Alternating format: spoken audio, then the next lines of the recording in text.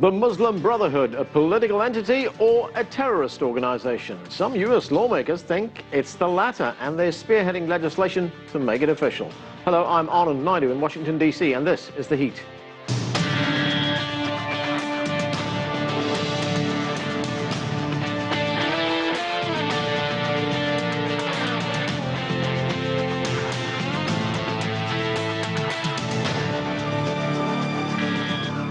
The Muslim Brotherhood Terrorist Designation Act of 2015 recently passed through the U.S. House Judiciary Committee, the first step towards reaching President Obama's desk. CCTV's Jim Spellman is here now with the latest. And Jim, what exactly does this proposed law entail, and where does it stand today? Anand, the bill lays out a sort of history lesson about the Muslim Brotherhood, making an argument that the group is essentially no different than terrorist groups like Al-Qaeda. Sponsors of the bill say countries like Russia, Egypt, and Saudi Arabia have already declared the Muslim Brotherhood a terrorist organization, and so should the United States. Here's one of the bill's sponsors in the U.S. House of Representatives, Congressman Bill Johnson. They are one of many of the terrorist organizations that are funding the war on terror, sponsoring the war on terror throughout the world. Since their beginning in 1928, they have become more and more radicalized over the years. Today they fund Hamas, Al-Qaeda. These are organizations that have an established goal of killing Americans, destroying the American way of life. The sponsors of the bill want the U.S. State Department to assess the Muslim Brotherhood and either declare them a terrorist group or explain to Congress why not. If this becomes law and the State Department does designate the Muslim Brotherhood a terrorist group, it will give the U.S. government wide latitude to crack down on the group. It'll give the State Department the authority to freeze assets that the Muslim Brotherhood might have here in the United States or other American-controlled territories, and it would also make it illegal for U.S. companies to deal with the Muslim Brotherhood on business, and Americans that try to support the Muslim Brotherhood, it'll be a crime. So it's the same kind of thing that would apply to Al-Qaeda or ISIS or any other organization that's already been designated a terrorist organization. As you mentioned, the House version of the bill has made it out of committee. The Senate bill has not. Hard to say if this bill will ever make it to a vote in either chamber, Anand. And Jim, what is the attitude in the United States towards the Muslim Brotherhood? You know, I think that not a lot is really known about the group in the United States amongst the general public, but they are becoming a part of the political debate as the U.S. presidential election heats up. One of the sponsors of the Senate version of the bill is Ted Cruz, a Republican candidate for president. The sponsors of the bill say recent terrorist attacks in California, Paris, and Brussels have created an environment where the bill has a good chance of passing. Okay, thanks, Jim. That's CCTV's Jim Spellman reporting. Joining us now for more from Cape Town is Ibrahim Rasool. He is the former South African ambassador to the United States. With me in the studio, Saha Khamis is a professor of communications at the University of Maryland. And from Denver, Nada Hashemi is director of the Center for Middle East Studies at the University of Denver. Thanks to all of you for joining us. Ambassador Rasool, let me start with you. So here we have an organization, the Muslim Brotherhood, which is actually a political party in Egypt. It won a democratic election in Egypt before it was overthrown by the military. What do you make of the fact that there are certain members of Congress here in the United States who want to classify the Muslim Brotherhood as a terrorist organization?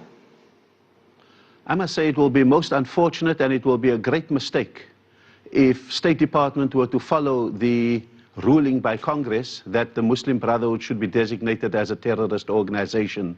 At worst, it would be a self-fulfilling prophecy in the sense that young people who feel angry about the coup, young people who feel angry about the reinstatement of a dictatorship and their dashed hopes for democracy and human rights, that they will then begin to see who will take the fight to Sisi, who will take the fight to the West far more militantly, and I think that they may choose Daesh or ISIS as their premier organization for the expression of their anger. I think that Congress is making a grave mistake. I hope it is not simply one of those things that they are posturing about for the election, But certainly, I think that we do not need to find more recruits for extremists. We need to, in fact, cut off the supply for recruits to extremists. We need to make sure that there are enough legal, non-violent avenues to register the amount of protests that are justified in that part of the world. Nada, the Muslim Brotherhood is a huge organization in Egypt. It has millions of followers. What is the status of the Muslim Brotherhood right now in the country? Because we know that there has been a huge crackdown on its members. Have they gone underground? Well, they're basically all in prison. The leadership of the organization is in prison.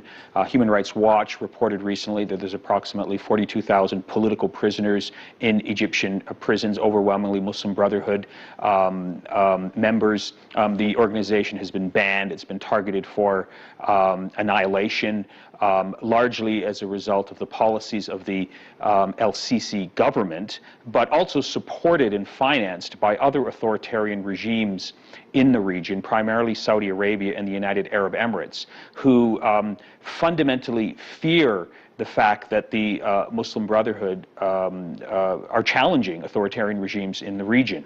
And that's why there's been this attempt to completely eliminate them from the political scene. But of course, the consequences of this, as we've seen before, and as Ambassador Rasool has just pointed out, the consequences of the attempt to annihilate and eliminate the Muslim Brotherhood is that it will simply fuel and further radicalization in the Middle East, in Egypt, and we're seeing that playing itself out right now before our eyes.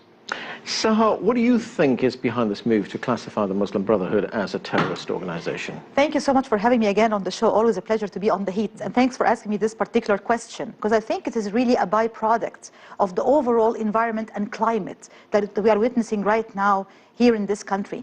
The very vicious and very dangerous wave of Islamophobia and anti-Muslim bigotry and anti-Muslim hatred that has been surfacing in the rhetoric of some of the political candidates in the presidential elections has been appalling and extremely dangerous. And really, I think that this move is a product of this overall environment of anti-Muslim sentiment and Islamophobia. My fear is that we're going to go down a very dangerous, slippery slope here. I totally agree with the two other respected guests on this show and everything they said about, fueling extremism and radicalization even further, because every time you suppress certain groups or label them or stigmatize them or create a fear of them, they start to be pushed to go underground. And every time you start to push them underground, that becomes a very fertile environment for violent extremism to emerge. So this is a very dangerous, slippery slope. Also, it might widen the umbrella for labeling and stigmatizing any group or movement that might have any kind of Islamic orientation or leaning, which is, again, a dangerous thing to do. Ambassador, one of the candidates for president here in the United States in the Republican Party, Ted Cruz, he says that there is a string of evidence that shows that the Muslim Brotherhood supports terrorism, that its aim is to wage a religious war, a jihad against its enemies. Is there any evidence to support that?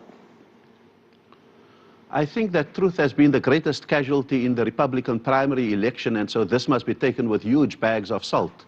I think that the overall history of the Muslim Brotherhood since 1928 points only to one or two incidences in its entire decades-old struggle against Egypt. In fact, the Brotherhood in Egypt had taken a parliamentary route even under Mubarak. The Brotherhood in Egypt was a reluctant participant at first in the Tahrir Square uprisings.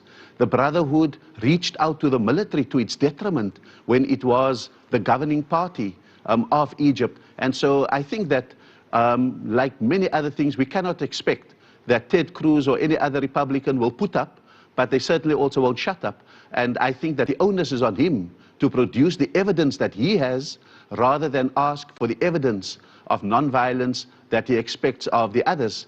I think that very clearly what we need to deal with is the aftermath of a series of difficult mistakes that the United States had made in relation to Egypt.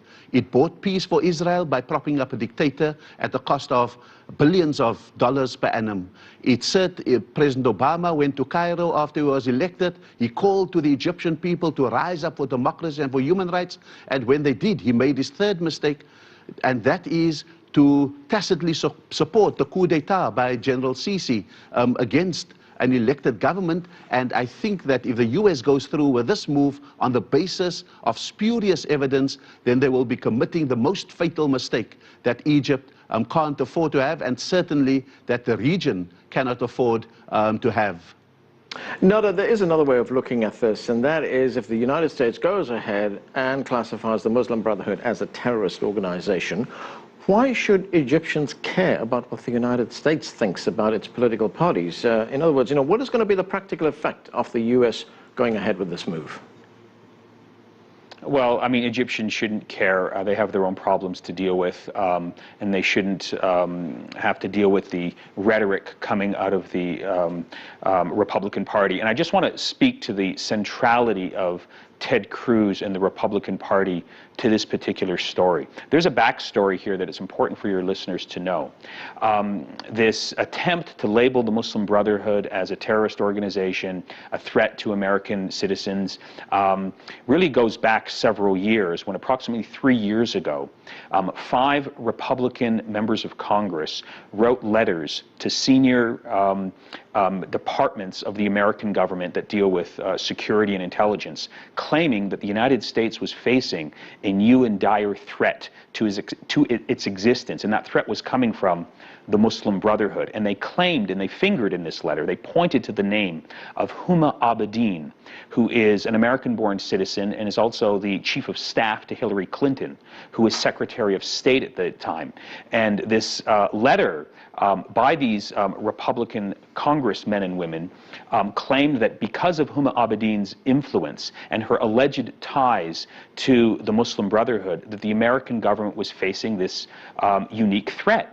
And now, of course, what happened is that leading American senators, such as John McCain, took to the floor of the Senate and publicly repudiated this witch hunt, this attempt to take the United States back to the 1950s. Analogies were rightly made to the McCarthy era and the communist witch hunt that took place. And so this speaks to these, the fact that what we have in the United States today is these very powerful and influential lobby groups that are well-financed and very influential in the Republican Party, that are pushing this agenda forward, that are getting these ideas disseminated, and of course organizations like Fox News and various websites, and also I want to highlight here various right-wing pro-Israel Likudnik organizations are financing this narrative, and it has sunk deep roots within the American political culture. And you have people like Ted Cruz publicly announcing that individuals such as Frank Gaffney, who is really sort of the intellectual architect of this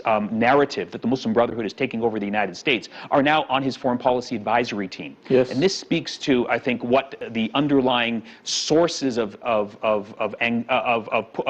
the fundamental groups and organizations that are pushing this legislation, of course backed and supported by various lobby groups from Arab authoritarian regimes that I mentioned earlier in my comment.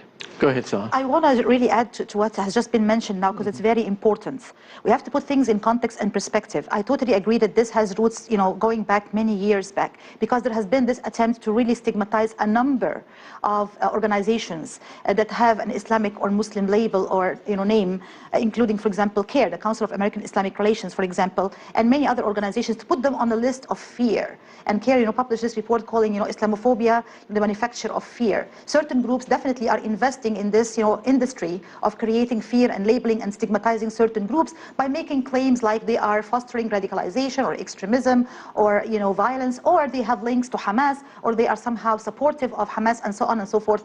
And the list can go on and on. And in many cases, these claims are unfounded, and in many cases, they are not based on any true evidence or any facts that can really be tangible. However, they do fall under the cloud of fear and the environment of Islamophobia and anti-Muslim bigotry that we have been talking about earlier. So it's very important to put this move within this broader context. Right, and Ambassador, I want to just raise the point that you brought up earlier, and that is when you clamp down on political groups like the Muslim Brotherhood in a country like Egypt, you actually send its members underground and possibly on the path to radicalization, as Saha points out, and possibly into the arms of organizations like Islamic State. And we've seen evidence of this, haven't we?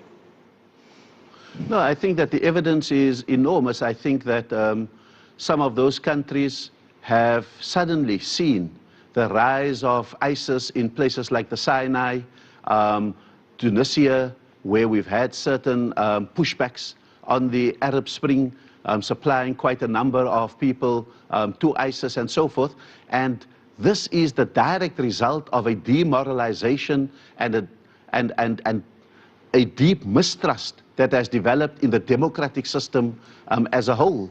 I think that when elected governments are overthrown and the West turns a blind eye to it and begins to support not only the dictators that come in their place, but then the dictators design to demonize their opponents as terrorists and to link them with ISIS, this is a crisis for democracy in a part of the world that needs democracy and human rights the most. When you condone torture, in Egypt, you condone the kind of barbarity that we see in ISIS. When you condone the absence and the overthrow of democracy in Egypt, you condone the idea of a totalitarian caliphate by ISIS. And this is the language that Congress at this point is speaking to the most fragile part of the world. And I think that we need to ask them to really rethink their overall strategy. But if the strategy is, as Professor Sahar has said, that it is indeed to allow for dealing with Muslims in a particular way, for the Middle East in a particular way, for propping up dictatorship, then I think that we've got to call it out and we've got to say what it is that is afoot in the world today. Okay, we are going to take a break right now. Coming up, is there a place for political Islam in the Middle East and North Africa? Our panel will weigh in on that. That's coming up next on The Heat. Stay with us.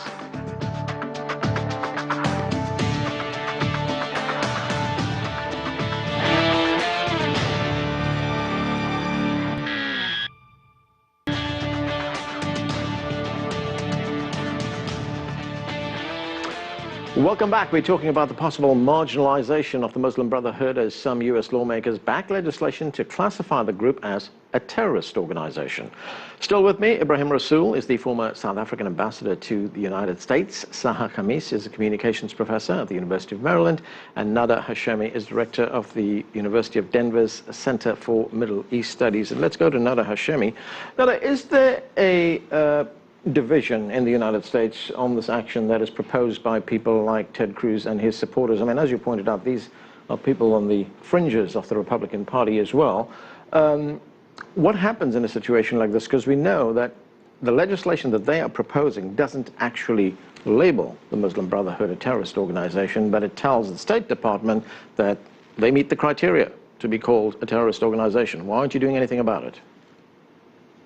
You're right. I mean, there is some pushback. I mean, the State Department, at least under Secretary of State John Kerry and under the Obama administration, are not going to fall for this argument that the Muslim Brotherhood is an alleged terrorist organization. I mean, the claim really is ridiculous. It's in fact turning politics, not only upside down but inside out. It's the Sisi regime that has been practicing a lot of terror since it came to power, 3 years ago. But there is some, pushback. But I don't think it's right to say that this is coming from the fringes of the Republican Party. I mean, Ted Cruz is number 2 in the Republican Party, primary right now, and there's a good chance that if it goes to a brokered convention, that he might be the presidential candidate in the upcoming election. So this is not the fringes. This is very much within the mainstream of the Republican Party, and these ideas, as I said before, are being supported by various influential lobby groups.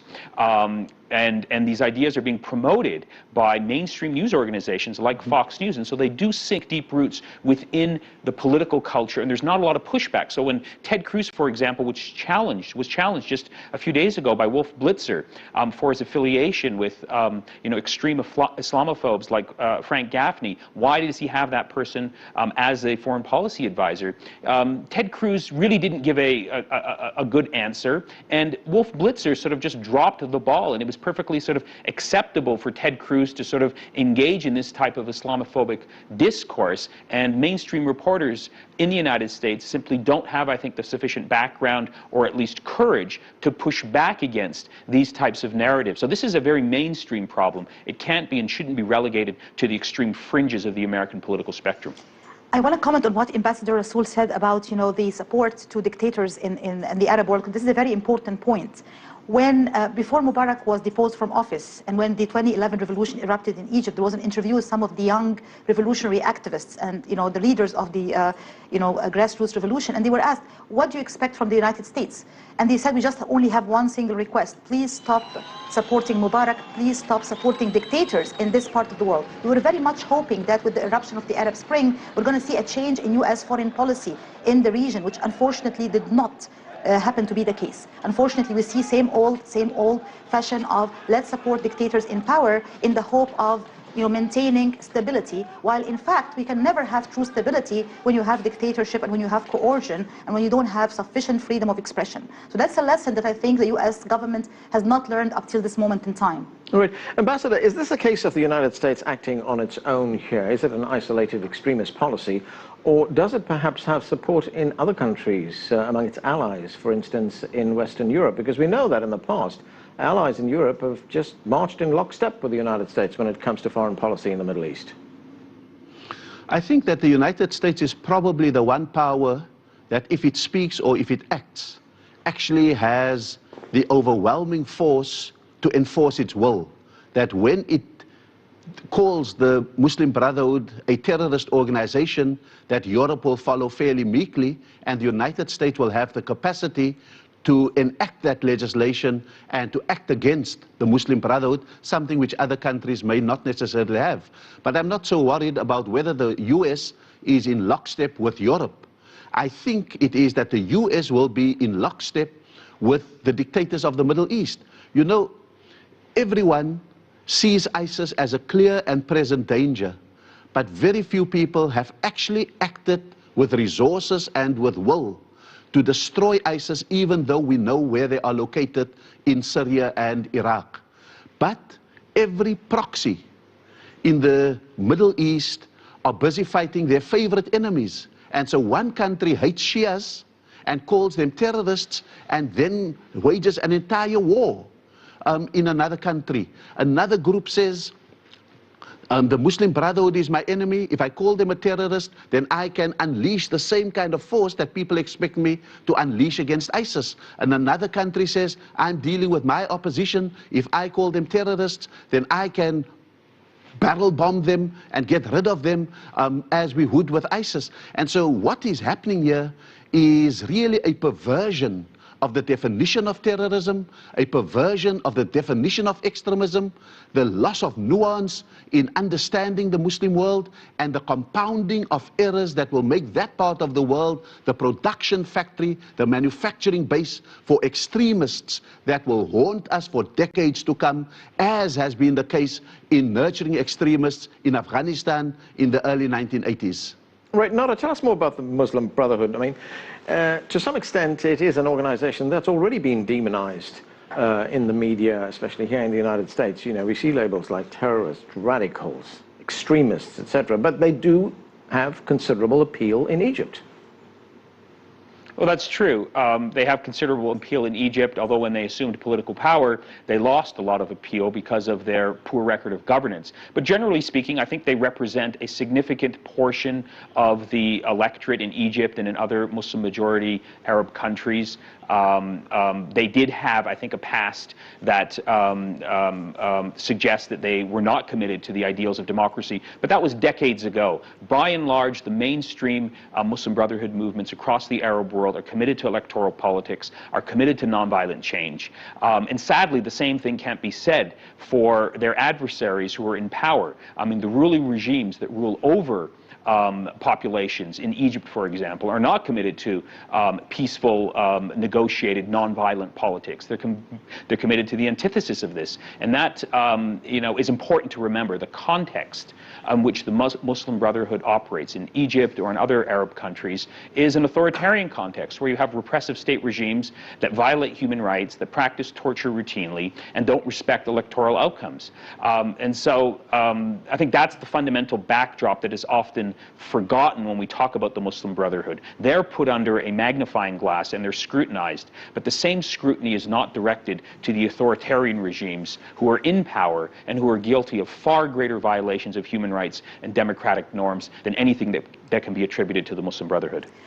Two important points I'd like to highlight here. Number one, in the context of the last remarks, inside Egypt and within the Arab world, there has been a very interesting paradox about the Muslim Brotherhood, which is being banned, officially banned by the regimes in power and cracked on, by the governments, and at the same time having a very wide base of popularity and support at the grassroots level. And there are reasons for that. When you have, economically challenged countries where, 40% or more of the population lives under the international poverty line, if you provide services, if you provide, good clothing and subsidized food and support and medical clinics and so on at a very reasonable cost, you will have popularity.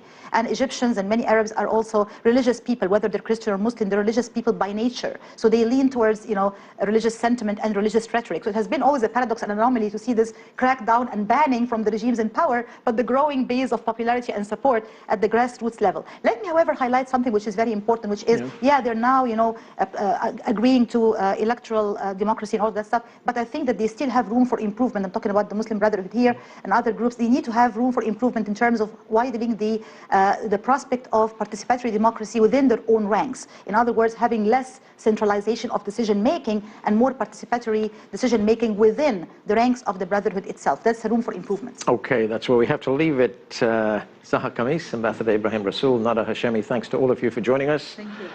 That's all we have time for, but the conversation continues online. For odd and unique online content, visit our website. That's at cctv-america.com. And we're always available on our social media channels. Find us on Facebook, Twitter, Instagram, and Weibo. You can find those links on our website. I'm Anand Naidu in Washington, D.C. Thanks for being with us.